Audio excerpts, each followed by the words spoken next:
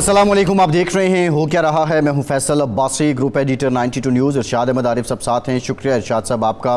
पाकिस्तान को IMF की जानिब से जो स्टैंड बाई एग्रीमेंट था उसकी $1.1 अरब किस्त की मंजूरी भी मिल गई है और आइंदा चंद दिनों में ये डॉलर्स भी पाकिस्तान के पास आ जाएंगे। वज़ीर-ए-आज़म पाकिस्तान शहबाज शरीफ ने इस मौके पे ये कहा है कि कर्ज़ लेना कामयाबी नहीं बल्कि ये नाकामयाबी है।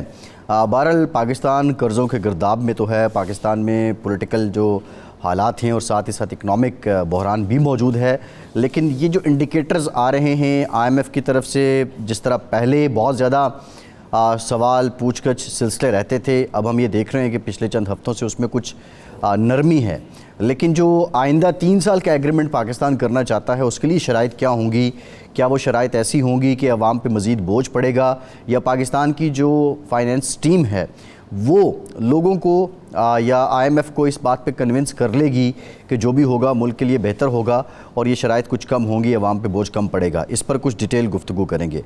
दूसरी अहम डेवलपमेंट ये है कि जो LNG रेफरेंस दायर किया गया था नैब की तरफ से साबिक वज़ीर-ए-आज़म शाहिद खाकान अब्बासी के ख़िलाफ़, वो उन्होंने वापस ले लिया है।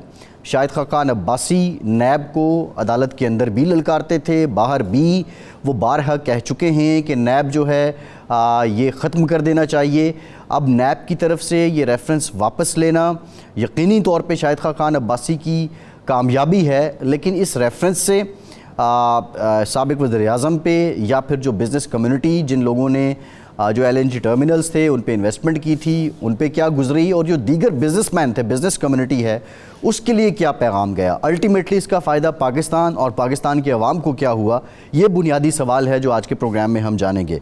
पब्लिक अकाउंट्स कमेटी के लिए PTI की तरफ से बाज़ाब्ता तौर पर शेर अफजल मरवत को नामज़द कर दिया गया है। अब सुन्नी इत्तेहाद काउंसिल की ईवान में नुमाइंदगी करते हुए वो पब्लिक अकाउंट्स कमेटी के चेयरमैन होंगे। इससे पहले हामिद रज़ा का नाम भी आ रहा था, लेकिन अब शेर अफजल मरवत का नाम फ़ाइनल हो गया है। इम्पॉर्टेंट तरीन डेवलपमेंट, सुप्रीम कोर्ट में आज समाअत हुई।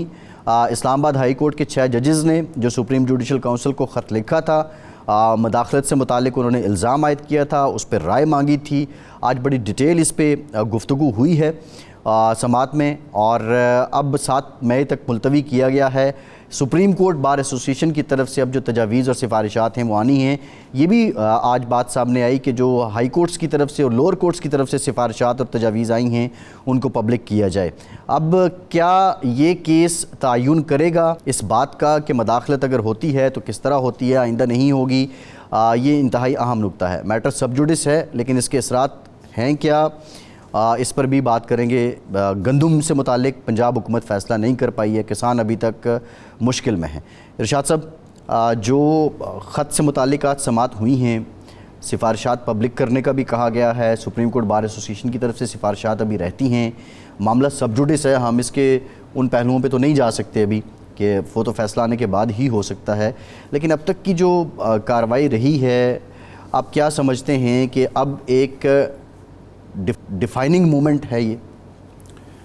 देखिए, एक तो मैं थोड़ी सी तस्हीह कर दूं, आपने जो IMF के हवाले से बात की है, नंबर 1 तो ये है कि ये कोई शराइत ना आयद होनी थी ना, क्योंकि ये जो स्टैंड बाई प्रोग्राम था उसकी एक किस्त, मैंने अगले प्रोग्राम की बात की है जो अगले 3 साल के प्रोग्राम में जा रहे हैं। इस दफ़ा उस तरह नहीं हुई, ये हमें मिलनी थी किस्त, और इसका रिव्यू जो था वो हो चुका था।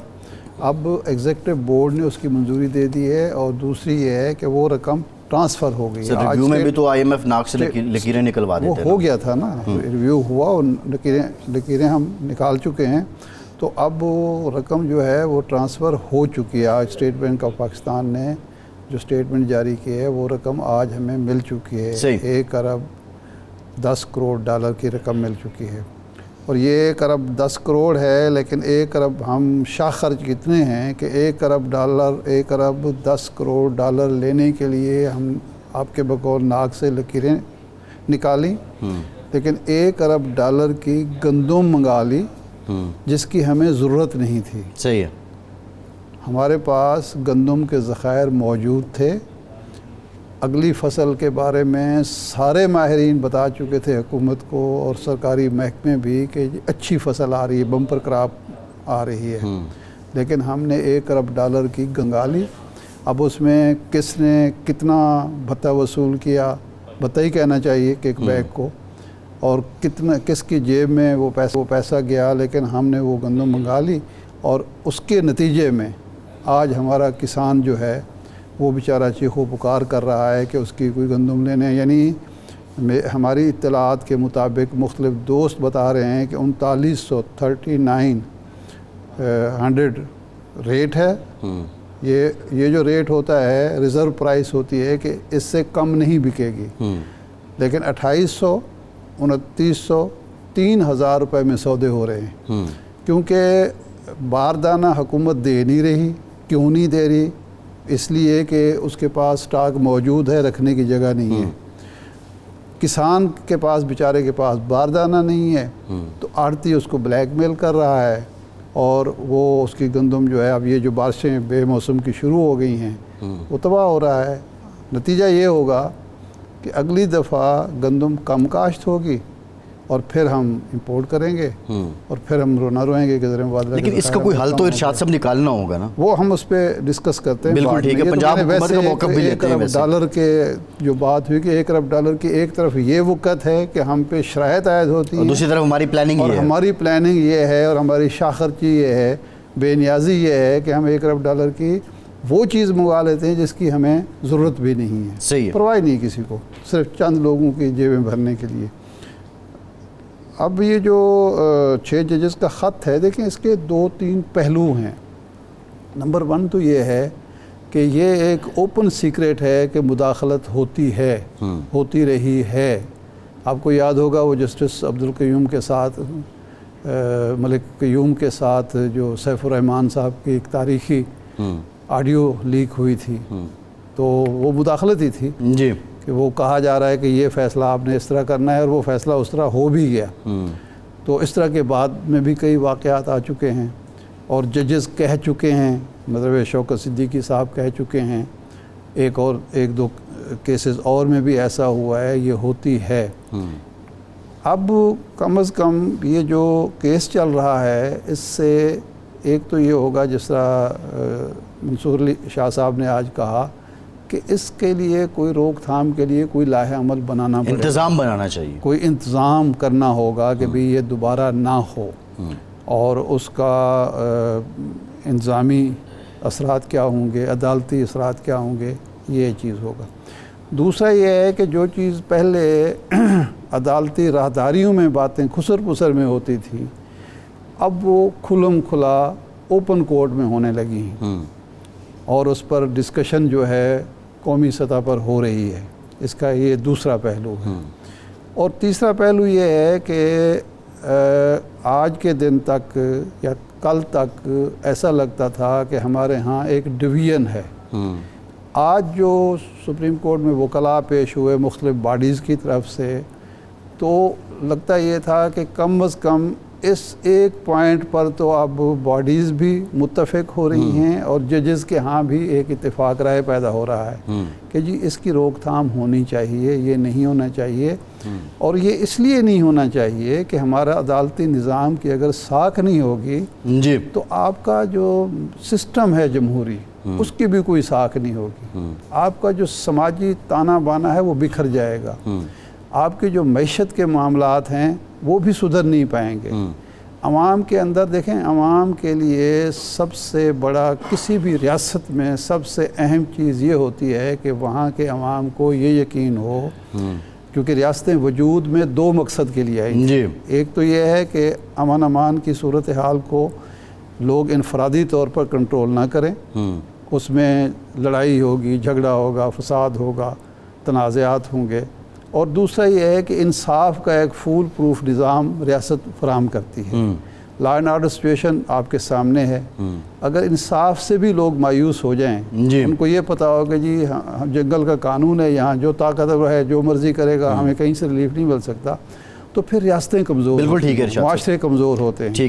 اور اسی لیے ضروری ہے، اور جس ملک میں 6 ججز اور پشاور ہائی کورٹ کا جو تجاویز آئی ہیں، بلوچستان ہائی کورٹ کی تجاویز آئی ہیں، اس میں بھی اس سے بھی مترشح ہو رہا ہے کہ یہ صرف 6 ججز کا معاملہ نہیں ہے، اور بھی شکایات موجود ہیں۔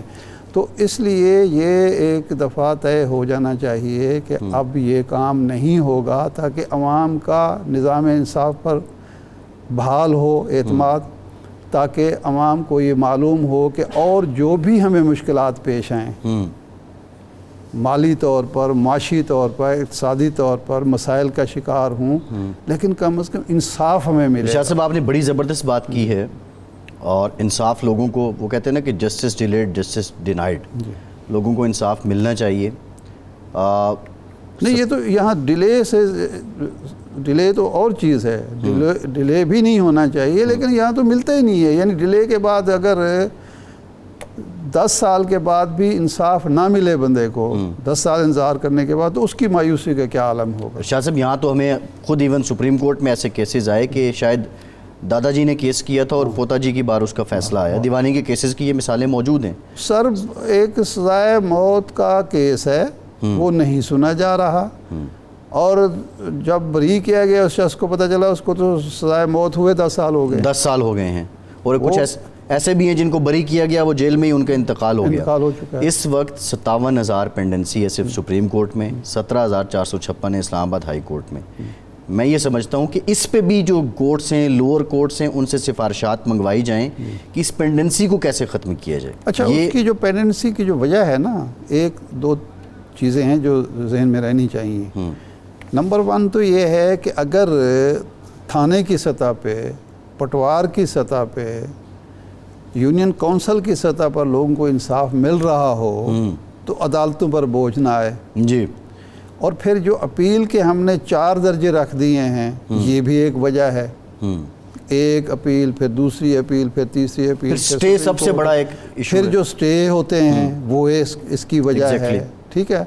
تو یہ جو پینڈنسی ہے، اس کی وجہ صرف یہ نہیں ہے کہ جناب لوگوں کے معاملات ڈیلے ہو رہے ہیں، اس کی وجہ یہ ہے کہ ہم ہر معاملے میں بھاگ کے ہمیں عدالت میں جانا پڑتا ہے، کیونکہ اگر تھانے کی سطح پہ ہمارے ساتھ تھانے دار زیادتی نہ کر رہا ہو، جو ہمارے جان مال کے تحفظ کا ذمہ دار ہے، وہ اگر زیادتی کرے، یعنی پہلے دیکھنا ہوگا کہ کتنے جو کیسز ہیں 57,000 میں سے جو کسی انڈیویجول کے ریاست کے ادارے کے خلاف ہیں۔ ایک تو ہے نا کہ انفرادی کیس ہیں ایک دوسرے کے خلاف، یہاں یہ ہوتا ہے کہ بیشتر کیسز جو ہیں، کوئی وابڈا کے خلاف کیس ہے، کوئی ایس ایچ او کے خلاف کیس ہے، کوئی محکمہ مال کے خلاف کیس ہے۔ 2700 ارب روپے وزیر اعظم صاحب نے اس دن کہا تاجروں سے صنعتکاروں سے ملاقات میں کہ 2700 ارب روپے جو ہیں وہ بالکل درمیان میں کھڑے ہیں، جن کی ہمیں سمجھ نہیں آ رہی کہ یہ ہمارے پاس آنے ہیں یا بزنس کمیونٹی کے پاس جانے ہیں۔ اب یہ چھوٹی رقم نہیں ہے۔ اس میں دیکھیں نا، بزنس کمیونٹی سے آپ بات کریں گے، وہ بتائیں گے کہ جناب ہم پر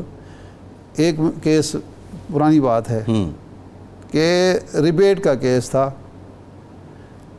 پیسے گورنمنٹ نے کسی ادارے کو واپس کرنے تھے 40-50 کروڑ، ٹھیک ہے۔ بجائے اس کے کہ وہ پیسے واپس کیے جاتے، ان پر اور کسی حوالے سے پینلٹی ڈال دی گئی تاکہ یہ پیسے دینے نہ پڑیں۔ صحیح۔ اب ظاہر ہے وہ سیدھا عدالت میں جائے گا کہ یہ جی کہاں سے آ گیا۔ ایک ایڈوانس ٹیکس کا کیس تھا کہ ایک ادارے نے مہربانی کی کہ ایڈوانس ٹیکس جمع کرا دیا، اب اگلی دفعہ ٹیکس ڈبل کر کے بھیج دیا تاکہ یہ تو ہضم ہونا۔ اب ایسی صورت میں اگر ریاست اور ریاستی ادارے خود ظالم کا روپ دھار لیں، جگہ ٹیکس لگانے شروع کر دیں، تو ظاہر بات ہے کہ پیڈنسی بڑھے گی۔ لوگوں کو یہ اطمینان ہونا چاہیے کہ ہمارا جو حقوق ہیں ریاست میں وہ محفوظ ہیں، ہم پر فرد پر کرے گا، کم از کم ریاست جو میرے حقوق کی محافظ ہے وہ مجھ پر ظلم نہیں کرے گی۔ صحیح ہے۔ لیکن یہاں بالکل الٹا ہوتا ہے۔ شاہ صاحب آپ نے پولیس کا ذکر کیا، کل میں خبر دیکھ رہا تھا پاک پتن سے۔ پاک پتن میں 3 سال پہلے ایک بچی کا اغوا کا کیس ہے، اور وہ لوائقین کے مطابق اغوا ہوتی ہے، اور محلے کے ایک شخص پہ، ایک نوجوان پہ وہ الزام عائد کر دیتے ہیں، اور پولیس جو ہے وہ اس سے اعتراف کروا لیتی ہے، اور وہ اعتراف کرتا ہے کہ میں نے بچی کو مار کے نہر میں پھینک دیا ہے، اور نہر کے پاس سے بچی کے جوتے بھی برآمد ہو جاتے ہیں۔ اب بھی چند دن پہلے 3 سال کے بعد وہ بچی گھر واپس آ جاتی ہے، جبکہ ملزم اعتراف کر چکا ہے۔ اب ایک یہ ایبسولوٹ اگزامپل ہے کہ سسٹم جو ہے وہ کیسے آپریٹ کر رہا ہے۔ سسٹم کے اس میں کیا ہے، وہ شخص جو ہے اس کو تحفظ ہے اپنے بڑوں کا، اپنے افسران بالا کا، اس نے زبردستی کسی سے اعتراف کرا لیا اور داخل دفتر ہو گیا، بالکل ٹھیک ہے، اور بچی زندہ سلامت، بالکل ٹھیک ہے۔ اچھا، اکرم شیخ صاحب نے ہمیں جوائن کیا ہے، پاکستان کے مایہ ناز قانون دان ہیں، سینئر وکیل ہیں، بہت شکریہ شیخ صاحب آپ کے وقت کا۔ شیخ صاحب، آج جو سماعت ہوئی ہیں 6 ججز کے خط کے معاملے پر سپریم کورٹ میں، بنیادی جو سوال ہے پاکستان کے عوام کا وہ یہ جاننا چاہتے ہیں کہ کیا اس کیس کے بعد کوئی ایسی راہ ہموار ہو جائے گی کہ پاکستان میں آئین اور قانون کی بالادستی ہوگی، اور یہ جو مداخلت سے متعلق بات ہو رہی ہے، یہ جو الزام لگتا ہے، اس کی اصلیت بھی سامنے آئے گی اور یہ رک سکے گا سلسلہ؟ آپ کا بہت شکریہ۔ اصل بات آپ نے اپنے سوال میں ہی آپ کا جواب پنہا ہے۔ یہ جو توہین عدالت کی جو کارروائی ہے، یہ آپ نے دیکھا کہ اسلام آباد ہائی کورٹ کے جسٹس عبدالستار بابر صاحب نے ڈی سی اسلام آباد کو توہین عدالت کی سزا کے طور پہ ایک سزا دی، اور اس کے بعد اس سزا کو معطل کر دیا تاکہ وہ اپنا اپیل کا حق استعمال کر سکے، لیکن وہ آج تک کسی کی مجال نہیں ہوئی اس کو ہاتھ لگائے۔ اور بات اصل یہ ہے کہ یہ توہین عدالت سے حل ہونے والا معاملہ نہیں ہے۔ یہ ایک ہمہ گیر پرابلم ہے، پوری جوڈیشل انسٹیٹیوشنز اس کو فیس کر رہی ہیں، اور اس کی نشاندہی بار بار کی گئی ہے۔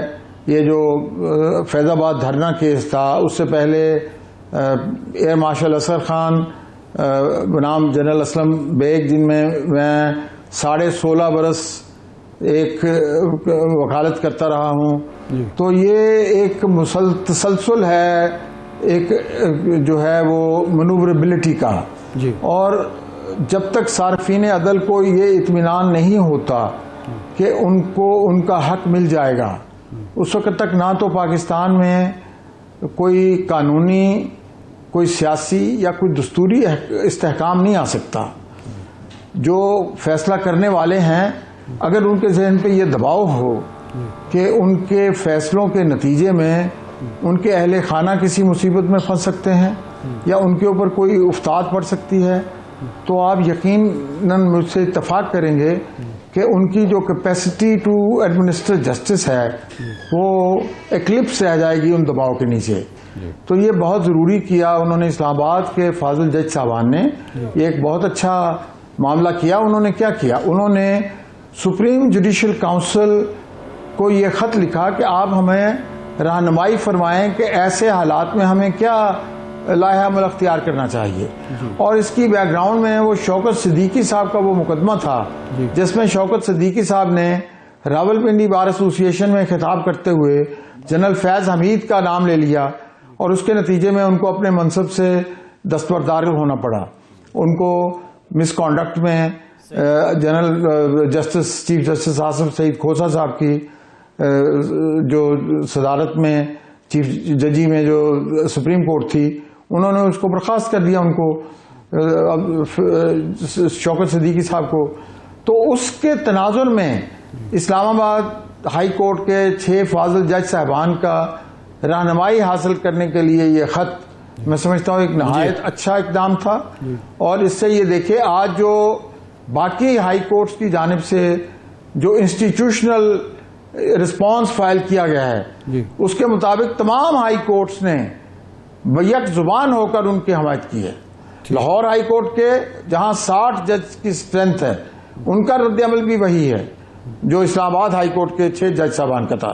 یعنی آپ دیکھیں نا کہ 60 جج صاحبان والی ہائی کورٹ وہی بات کہہ رہی ہے منوربلٹی اور انڈیپینڈنس آف جوڈیشل فنکشنز کے بارے میں، جو اسلام آباد کے جج صاحبان کہہ رہے ہیں۔ شیخ صاحب، باقی ہائی کورٹس بھی، پشاور ہائی کورٹ بھی یہی بات کہہ رہی ہے۔ ہاں جی، پشاور بھی، بلوچستان بھی۔ تو میں جی شیخ صاحب، قطع کلامی معاف، تو میں یہ سمجھتا ہوں کہ جی قطع کلامی معاف، جی سوال پوچھ لیجیے۔ ہاں، اسی میں یہ پوچھنا چاہتا ہوں کہ اگر یہ معاملہ آگے چلتا ہے، جوڈیشل کمیشن کوئی بنتا ہے فل کورٹ، تو اب ججز سے کوئی باقاعدہ ثبوت طلب کیے جائیں گے یا ان کا بیان حلفی ہی کافی ہوگا، اور کیا ان سے بیان حلفی لیا جائے گا؟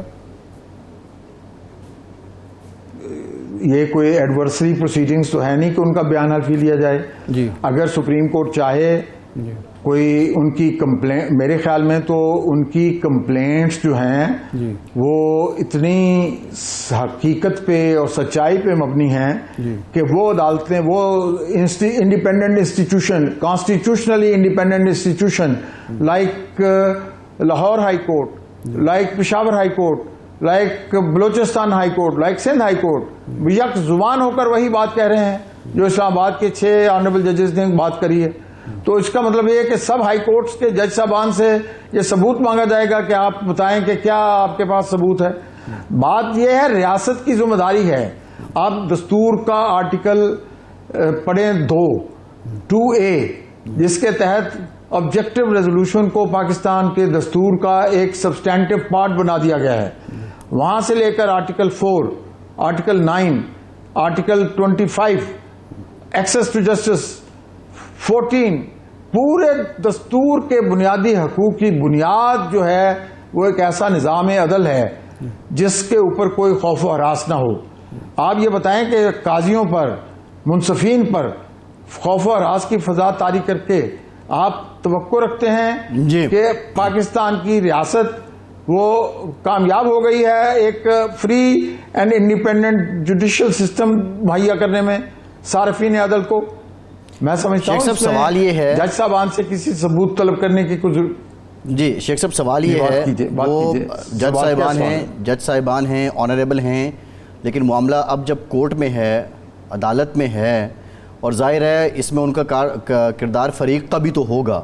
اب جب وہ الزام عائد کر رہے ہیں، وہ الزام درست ہے یا وہ الزام غلط ہے، پھر اس کا تعین کیسے ہوگا؟ میرے بھائی یہ جو 184(3) کی پروسیڈنگز ہیں یہ ایڈورسریل پروسیڈنگز نہیں ہیں. آپ بنیادی حقیقت کو سمجھیں. ایک ہوتا ہے کہ ایک مقدمہ ان 6 جج صاحبان نے وہ مقدمہ داخل کیا، نہیں، ایسی بات نہیں ہے. 6 جج صاحبان نے پاکستان میں سپریم جوڈیشل کونسل جو جج صاحبان کے احتساب کا ادارہ ہے اس سے رہنمائی طلب کی ہے کہ ہمیں اس طرح مینیپولیٹ کرنے کی کوشش کی جا رہی ہے. اس صورتحال میں جبکہ آپ جسٹس شوکت صدیقی صاحب کو فارغ کر چکے ہیں، سپریم جوڈیشل کونسل فارغ کر چکی ہے اور اب بحال کر چکی ہے سپریم کورٹ، ہماری رہنمائی کریں کہ ہمیں کس طرح رسپونڈ کرنا چاہیے ایسے حالات میں. انہوں نے کوئی ریلیف نہیں مانگا عدالت سے. سپریم کورٹ میں کوئی مقدمہ دائر نہیں کیا ان 6 جج صاحبان نے. انہوں نے خط لکھا ہے رہنمائی طلب کرنے کے لیے. اسی طریقے سے وہ ملزم نہیں ہیں، ایک فریق نہیں ہیں، وہ اطلاع دہندہ ہیں.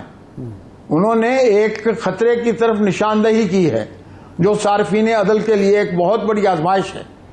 اور اس میں تو وہ میں سمجھتا ہوں وہ داد کے اور تحسین کے مستحق ہیں 6 جج صاحبان، اور باقی تمام عدالت عالیہ کے جج صاحبان مبارکباد کے مستحق ہیں کہ انہوں نے اپنی آواز، صداقت پہ مبنی آواز بلند کی ہے سپریم کورٹ کے سامنے تاکہ سپریم کورٹ ان کی رہنمائی کر سکے.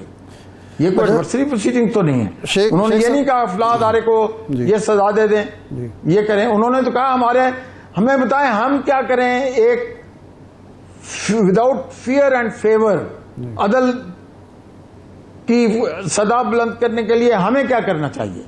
اچھا شیخ صاحب، اس کا رہنمائی حاصل کر رہے ہیں. اس کا مطلب یہ ہے کہ انہوں نے رہنمائی حاصل کی ہے، جو ہو چکا اس پر تو کسی قسم کی کوئی کارروائی نہیں ہوئے گی. آئندہ کے لیے کوئی اقدامات تجویز ہوں گے اور یہ طے ہوگا کہ آئندہ اگر کوئی مداخلت کرے تو اس کا رسپانڈ بطور ادارہ اور ججز انفرادی طور پر کیسے کریں گے. یہی طے ہوگا اصول. جی بھائی یہی طے ہونا چاہیے. یہ ہر صورت میں طے ہونا چاہیے. دیر شوڈ بی اے، جس طرح جسٹس منصور علی شاہ صاحب نے کہا کہ there should be a fire وال اراؤنڈ دی ججز and those who are trying to influence those ججز. آپ بھی میری بات سے اختلاف نہیں کریں گے کہ عدالت کے اوپر کوئی دباؤ نہیں ہونا چاہیے، نہ لیٹیگنٹس کی طرف سے نہ ان کے اپنے باقی کولیگز کی طرف سے ہی. آج سارا دن اگر آپ نے وہ لائیو سٹریم میں بحث سنی ہے تو مجھے یقین ہے کہ آپ اس سے ضرور مستفید ہوئے ہوں گے. جو سوالات وہاں اٹھائے گئے ہیں، جس طریقے سے اس کی تحقیق ہوئی ہے، وہ تو یہ ایکسپیکٹ کر رہے ہیں کہ ہمیں بتائیں کیا کیا رکاوٹیں ہمارے راستے میں درپیش ہیں ان کو کیسے عبور کیا جائے جی ٹھیک ہے. تاکہ صارفین عدل کو انصاف ملے اور وہ مطمئن ہوں اور ریاست کے اس فریضے کے اوپر وہ مطمئن ہوں کہ ریاست پاکستان نے ہمیں ایسے نظام عدل ہمیں دیا ہے جو ہماری جملہ ضروریات کو اور جملہ عدل کی ضروریات کو پورا کرنے کے لیے کافی ہے. جی ٹھیک ہے, ایک بریک لیتے ہیں شیخ صاحب, بریک کے بعد آپ بھی جانیں گے, ہمارے ساتھ رہیے.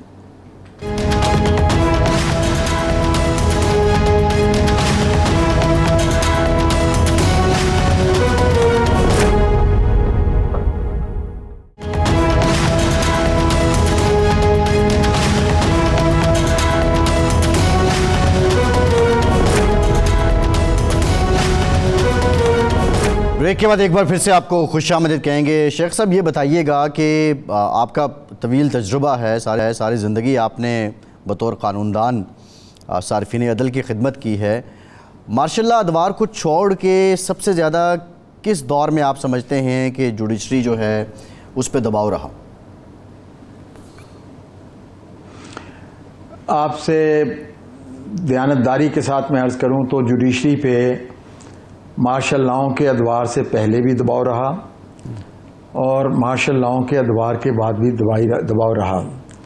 اور جب باہر سے دباؤ آئے تو پھر اندر کی تھوڑی بہت اونچ نیچ آدمی کو نظر نہیں آتی, آدمی کو بڑی بڑی باتیں نظر آتی ہیں. اب دیکھیں نا, مولوی تمیز الدین کا جب کیس ہوا تو اس وقت کوئی ماشاء اللہ نہیں تھا. آپ کو تو اچھی طرح پاکستان کی تاریخ سے مجھ سے بھی زیادہ بہتر واقف ہیں.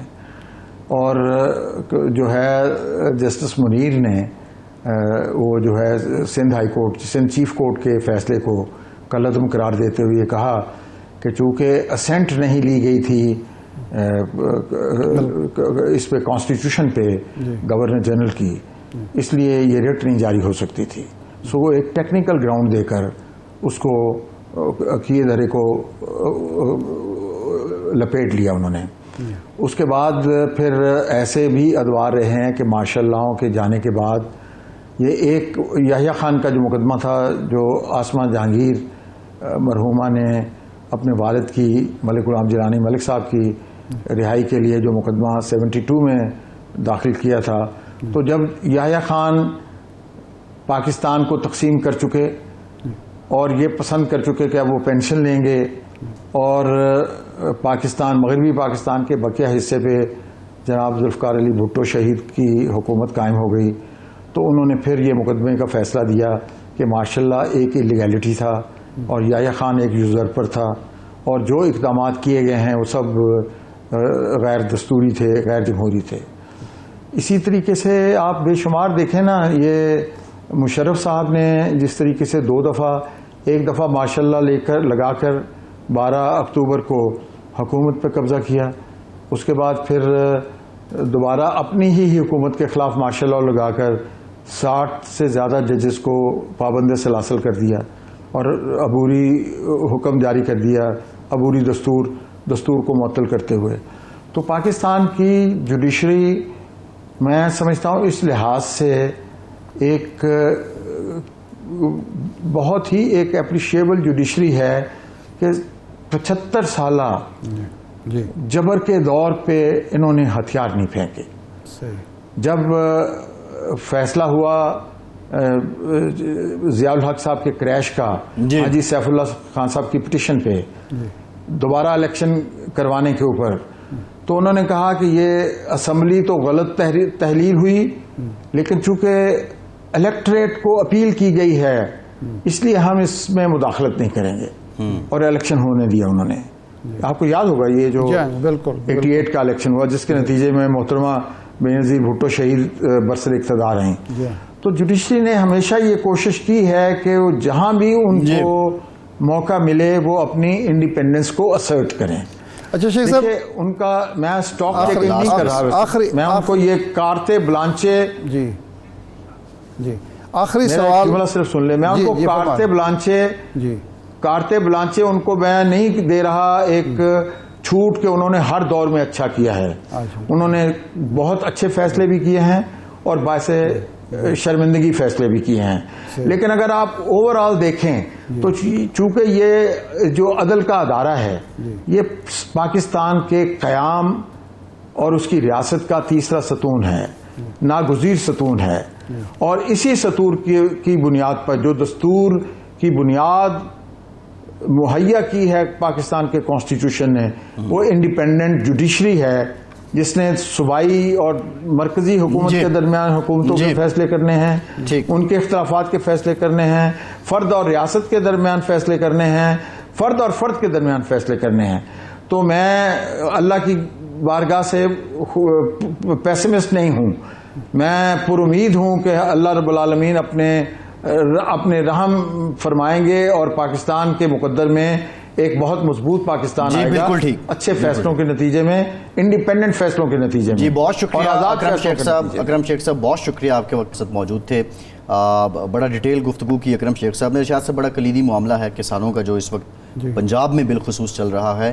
پلوشہ خان صاحبہ نے ہمیں جوائن کیا ہے, پاکستان پیپلز پارٹی کی سینئر رہنما ہیں. بہت شکریہ پلوشہ صاحبہ. پلوشہ صاحبہ, پیپلز پارٹی ساری سیاست کسانوں پہ, ہاریوں پہ, اور ہمیشہ آپ ان کے حقوق کے امین رہے ہیں. یہ جو کچھ پنجاب میں ہو رہا ہے, آپ نے موجودہ حکومت بنوائی ہے, پیپلز پارٹی کی طرف سے ابھی تک اس طرح مطالبات سامنے نہیں رکھے گئے, اس طرح حکومت پہ دباؤ نہیں ڈالا گیا کہ اس مسئلے کو حل کریں.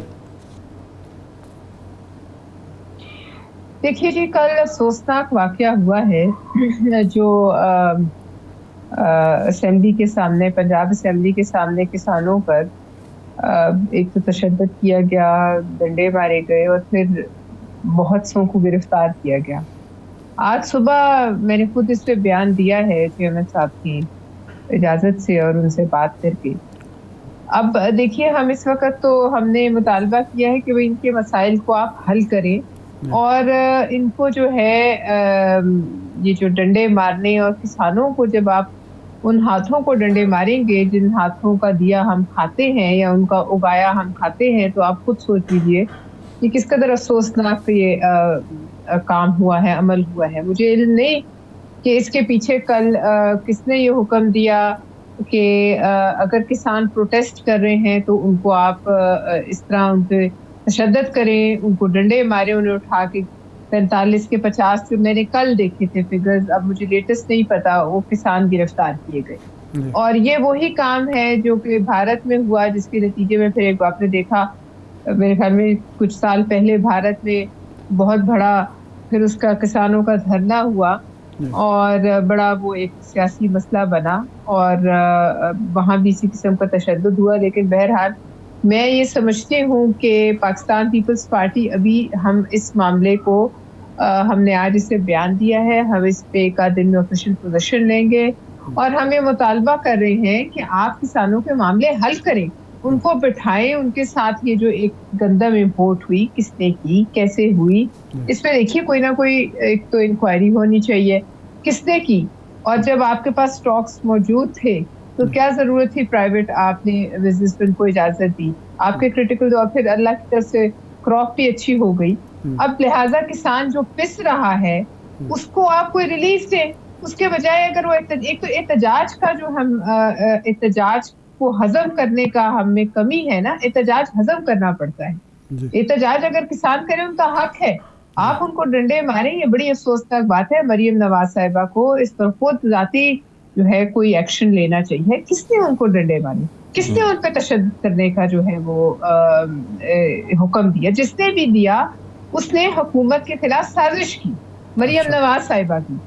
اسی طرح میں نے پرسوں کے اجلاس میں یا کل کے اجلاس میں شاید میں نے یہ بات اٹھائی کل کے اجلاس میں کہ جس نے سولر پینل پر ٹیکس لگانے کا شوشہ چھوڑا, اور آپ نوٹ کیجئے, شاید آپ میری بات سے ایگری کریں یا شاید آپ میری بات سے متفق نہ بھی ہوں, مگر مجھے یہ لگتا ہے کہ تواتر سے ایک طرف سے یہ ایسی خبریں پھیلائی گئی ایک دن, دوسرے دن, تیسرے دن, جس سے لوگوں میں بے چینی پھیلی کہ سولر پینلز پر جو ہے وہ ٹیکس لگایا جا رہا ہے, جو آلریڈی 21 روپے پہ لے کے 70 پہ بیچ رہے ہیں اس کو 11 پہ, تاکہ لوگوں نے جو اثاثے بیچ کے یہ لگائے ہیں سورج کی انرجی سے بجلی پیدا کریں, پوری دنیا میں اس کو सराहा जाता है। हमारे यहाँ उस पर भी लोग परेशान हाल बैठे कि हम सब कुछ बेच के लगा चुके। प्रोफेसर साहब उस पे ये भी एक साजिश है, इसको मैंने कहा ये भी एक साजिश है। नहीं, वो वज़ीर-ए-आज़म के खिलाफ इसलिए भी हुकूमत को इस बारे में थोड़ा कॉन्शियस होना चाहिए कि जो वजाहत जारी की गई,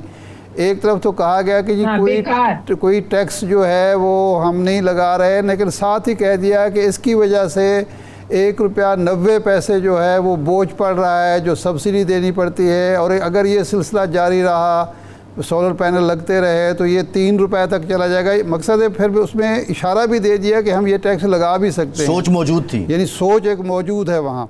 इससे आगे जी मुझे पता चला है कि सोच नहीं, प्रपोजल था। आप अंदाजा कीजिए ये बाबू जो हैं ये कितना बड़ा काम कर जाते हैं, ये ऐसा काम कर जाते हैं कि सियासी हुकूमत की जो है बुनियादें हिला देते हैं। मैंने तो कल जो मेरी बसात में था, मैंने फ्लोर ऑफ द हाउस पे कहा वज़ीर-ए-आज़म साहब के खिलाफ साजिश की गई है, इसको देखें किसने किया। ऑलरेडी आप एक चीज जो है ₹70 पे बेच रहे हैं, ₹21 पे आप ले रहे हैं, उसको भी आप 11 पे करेंगे तो बिल्कुल खत्म हो जाएगा ना। जिन्होंने अपनी असासे बेच के मुझे पता है लोगों ने लगाया है लोग, अब आप उनको वो भी सूरज पे भी टैक्स लगा दें और अल्लाह की दी हुई हर नेमत पे टैक्स लगा दें। अच्छा आगे बढ़ते हैं जी। ये पीटीआई, पहले पीटीआई पर ही इल्ज़ाम था कि वो मुज़ाकरात के लिए तैयार नहीं। अभी उन्होंने शिबली फराज साहब ने ऐलान किया कि जनाब हम हुकूमत और इस्टेब्लिशमेंट दोनों से मुज़ाकरात पर आमादा हैं, लेकिन कुछ एतमाद की बहाली के लिए CBMs होने चाहिए। उसमें उन्होंने कहा कि जो कैदी हैं उनको रिहा किया जाए, मुकदमात के फ़ैसले जल्द किए जाएं जो ट्रिब्यूनल में मुकदमात हैं। अब हुकूमत के बहुत सारे वज़राए कराम ने शुरू कर दिया, उसमें पीपल्स पार्टी के 1-2 लोग भी शरीक हो गए। देखें जी ये तो NRO मांग रहे हैं, देखें जी अब ये झुक गए हैं फलाएँ। तो ये तो इसका मतलब है आप लोग भी नहीं चाहते या हुक्मरान जब इत्तेहाद नहीं चाहता कि मुज़ाकरात हों और मामला आगे बढ़े।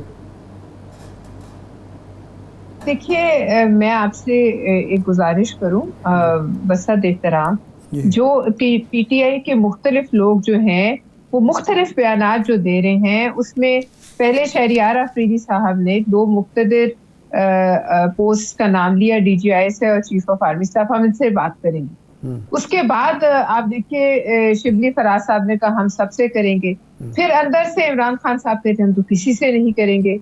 लेकिन जो अगर हम तवातर से देखें, मुझे ऐसे लगता है, जो मेरी अपनी इस बारे में तज्जिया है कि वो करना तो चाहते हैं मुज़ाकरात, लेकिन सियासी हुकूमत से नहीं।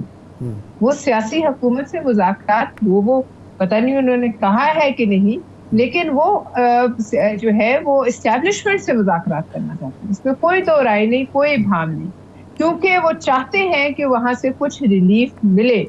देखिए जब तक इमरान खान साहब को रिलीफ, उसको NRO जो वो खुद कहते थे NRO, इसीलिए उसको NRO अब कहा जा रहा है। जाहिर है ये सियासत है, इसमें ये होता है क्योंकि उन्होंने ये ताने बहुत दफा दिए। उनको रिलीफ अगर मिलेगी, वो बाहर आएंगे तो उनकी जो पार्टी है उसकी किसी भी तहरीक में कोई जान पड़ेगी। जब तक वो अंदर हैं, आप देख लीजिए, हालांकि जब वो बाहर भी थे लॉन्ग मार्च हुई, ऐसी कोई सड़क पे गर्मी पैदा नहीं हुई जो हम किसी बड़ी जानदार तहरीक में देखते हैं। तो लिहाजा वो चाहते हैं, जाहिर है कि वो बाहर आए, लेकिन वो एक मुख्तदिर हलकों से मुज़ाकरात चाहते हैं और रिलीफ चाहते हैं। इसका और कोई मेरे हिसाब कोई, हमने तो बहुत दफा कहा, वज़ीर-ए-आज़म ने कहा, सदर साहब ने अपने खिताब में कहा, तो आपने देखा किस कदर वहाँ घटिया नारेबाजी हुई। तो बाजे बजाए नहीं होता, मुज़ाकरात करने वाले ऐसे थोड़ी करते हैं, मुज़ाकरात करने वाले थोड़ा ठीक। बहुत शुक्रिया परवेशा खान साहिबा आपके वक्त का। एक ब्रेक के बाद पंजाब हुकूमत का मौक़िफ़ लेंगे। ये जो गंदम का मामला चल रहा है इस पर हमारे साथ रहिए।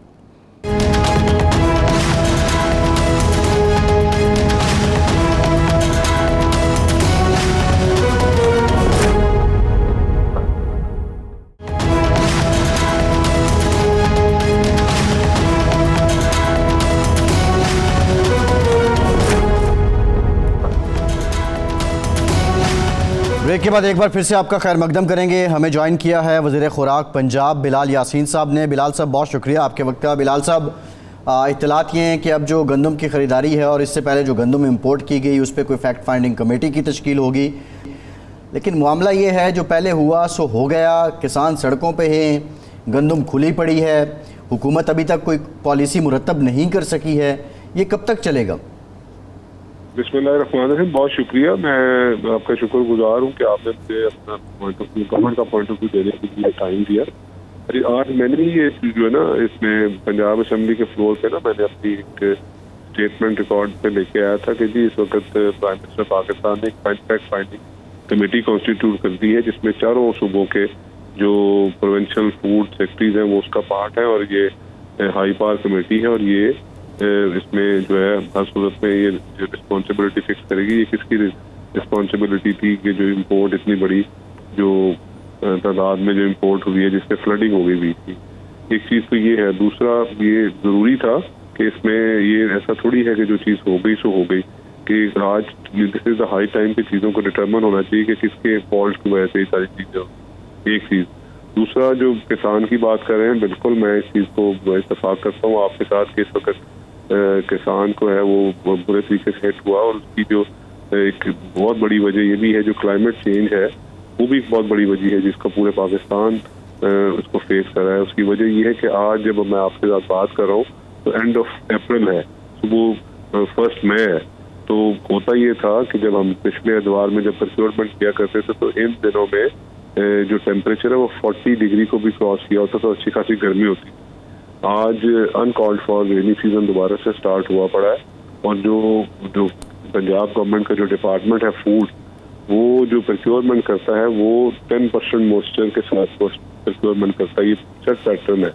इससे ज़्यादा मॉइस्चर के साथ अगर वो प्रोक्योरमेंट करेगा, और उसको आपको पता है कि इसको स्टोरेज करनी होती है और इसको पूरे एक सीजन के लिए स्टोर करना होता है, तो उसमें फंगस का अंदेशा है।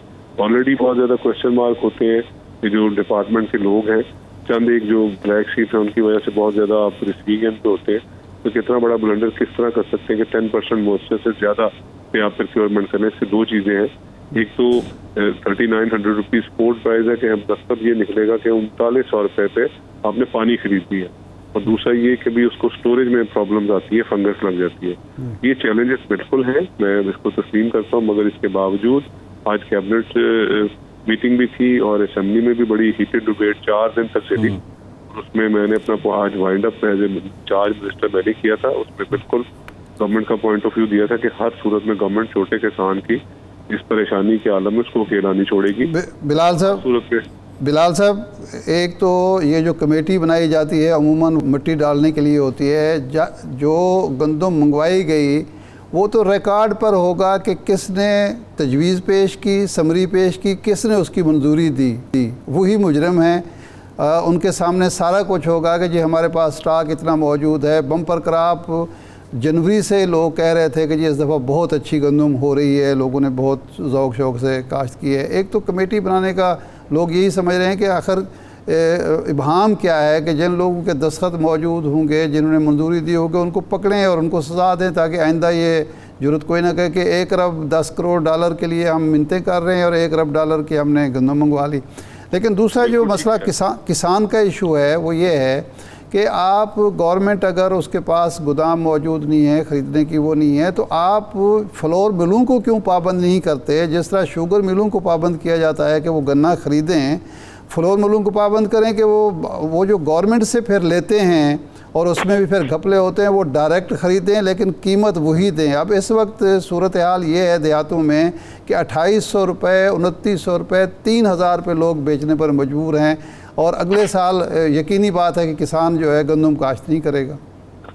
जी अरे भाई, मैं 2 सवाल हैं आपके। एक तो जो कमेटी कॉन्स्टिट्यूट होने का आपने बात की, इंशाल्लाह अज़ीज़ मैं आप ही के प्रोग्राम में आके जब ये फैक्ट फाइंडिंग रिपोर्ट आएगी तो आपके साथ मैं जरूर शेयर करूंगा कि जी ये कमेटी खत्म होने के लिए नहीं बनी, इसने रिस्पॉन्सिबिलिटी फिक्स करनी है। और आज this is the high time कि अब हो जाना चाहिए कि एक्चुअल चीजें लोगों के सामने आनी चाहिए। दूसरी, आपने जो मुझे अभी बताया, बिल्कुल ये बड़ी वैलिड आपकी ऑब्जर्वेशन है कि हम ऑलरेडी, जब मुझे 1 महीना के करीब हो गया ये मिनिस्टर इंचार्ज बने होंगे फूड डिपार्टमेंट का, तो मैंने आते ही जो मुझे चीजें देखी थी, और ये अल्हम्दुलिल्लाह बात सच है कि बम्पर क्रॉप है। तो और इस पे फौरी तौर पे जब पता चला था कि जी हमारे स्टॉक्स वगैरह इस वक्त 22-23 लाख कैरी फॉरवर्ड के साथ हम प्रोक्योरमेंट में जा रहे हैं। ये इतना बड़ी जो फिगर मैं आपके साथ शेयर कर रहा हूँ, इसको मैं इस तरह सिंप्लीफाई करता हूँ कि 1 साल के लिए जो फूड डिपार्टमेंट अपनी रिलीजेस जो जो पिछले साल उसने रिलीजेस की हैं उससे कहीं ज्यादा स्टॉक मौजूद है। तो इसके लिए ऑलरेडी मेरे पास वो मौजूद है, डेट भी मौजूद है और लेटर भी मौजूद है कि हम इनको बाउंड कर चुके हैं फ्लोर मिलों को, और इनके बाकायदा मॉनिटरिंग भी करें, और 4 लाख मैट्रिक टन तक हम इस वक्त तक प्रोक्योरमेंट फ्लोर मिलों से करवा चुके हैं। एक चीज तो ये है। दूसरी, अगर आप मुझे इजाजत दें तो मैं एक बात आपके थ्रू मैं लोगों तक जरूर पहुंचाना चाहता हूँ जिसकी वजह से ये सारा इशू है। तो ये है कि जब, क्योंकि मैं तीसरी मरतबा मिनिस्टर बना हूँ, तो पहले इस तरह के इशूज नहीं होते थे, क्योंकि मार्कअप जो है वो बहुत कम रेट होता था, 6% होता था। इस वक्त अब 24% पे आप इसकी जो है ना आपका इंटरेस्ट रेट है, और इसी इंटरेस्ट डाल लें और उसके बाद इसको अगर एक सीजन से दूसरे सीजन तक ले जाएं, तो अगर आप 100 अरब की गंदम जो 10 लाख मैट्रिक टन बनती है, यानी कई 100 अरब की जो गंदम फूड डिपार्टमेंट लेता है, तो जब आप उसको एंड पे जब उसको रिलीज कर रहे होते हैं तो वो 100 अरब जो है ना वो कन्वर्ट हो चुका होता है 180 अरब में, मतलब करीब 80 अरब जो है वो 10 लाख मैट्रिक टन पे आपको इंटरेस्ट और इंसिडेंटल और सब कुछ देना पड़ता है। और अगर आप 40 लाख मैट्रिक टन करते हैं तो इसमें आप खुद समझते हैं कि कई 100 अरब रुपए इसमें इंजेक्ट हो जाते हैं। और ये सारे इंजेक्ट होने के बाद जो पते की बात मैं आपको करने लगा हूँ, 2 साइड हैं। एक ग्रोअर है जो बहुत मेहनत करके जो है ना वो गंदम उगाता है, वो भी सेटिस्फाई नहीं होता, उसका भी ह्यू एंड क्राई आप तक और हम तक पहुंचता है कि जनाब 39 रुपए रेट है और हमने इतनी महंगी इनपुट्स दी हैं, हमने फर्टिलाइजर बहुत महंगी ली है, हमने पेस्टिसाइड बहुत महंगे ली है, डीजल बहुत महंगा लिया है, हमारा प्रॉफिट जो मार्जिन है वो बहुत कम है। और दूसरी तरफ जो 50% लोग जिसको कंज्यूम करते हैं, जो अर्बन साइड में बैठे हुए हैं, जो बैग खरीदते हैं आटे का, वो भी शिकायत कर रहे होते हैं कि जी बैग। अच्छा बिलाल साहब ठीक है, लेकिन ब्रीफली ये बता दें जो फ्लोर मिलों को आपने पाबंद किया है उसके क्या कवायद ज़वाबित हैं? अर्ज कर लेते थे ना, तो वो पते की बात थी। इसमें ये है कि वो जब मैं बिल्कुल एंड कर रहा हूँ, इसमें जब दोनों साइड ही सेटिस्फाई नहीं होगी तो फिर इसमें हमारा पॉइंट ऑफ व्यू ये है, गवर्नमेंट का पॉइंट ऑफ व्यू ये है, चीफ मिनिस्टर इस पे ये कहती हैं कि आप बिलियन ऑफ रुपीज इंजेक्ट करवाते हैं डिपार्टमेंट में और दोनों साइडें सेटिस्फाई नहीं है। इसका मतलब ये है कि जो पॉलिसी है इसमें करेक्शन का ये हाई टाइम है कि हमें पॉलिसी को करेक्ट करना चाहिए। तो उससे अब ये पॉलिसी लेके आ रहे हैं कि इस वक्त जो ह्यू एंड क्राई है उनको भी हम अकेला नहीं छोड़ेंगे, उनको भी हर सूरत में बेल आउट पैकेज देंगे। जो छोटा किसान है जिसका डाटा हम इकट्ठा कर लिया हमने, उसकी जैसी मॉइस्चर लेवल ठीक होएगा उसकी प्रोक्योरमेंट भी करेंगे ताकि उसको रेट उसकी मेहनत का मुआवजा मिल जाए। और दूसरी साइड ठीक है बिलाल साहब, टाइम खत्म हो गया, प्रोग्राम का टाइम खत्म हो गया। शुक्रिया आपका, आप हमारे साथ मौजूद थे। इरशाद साहब आपका शुक्रिया। आज के प्रोग्राम से इतने ही, इजाज़त दीजिए।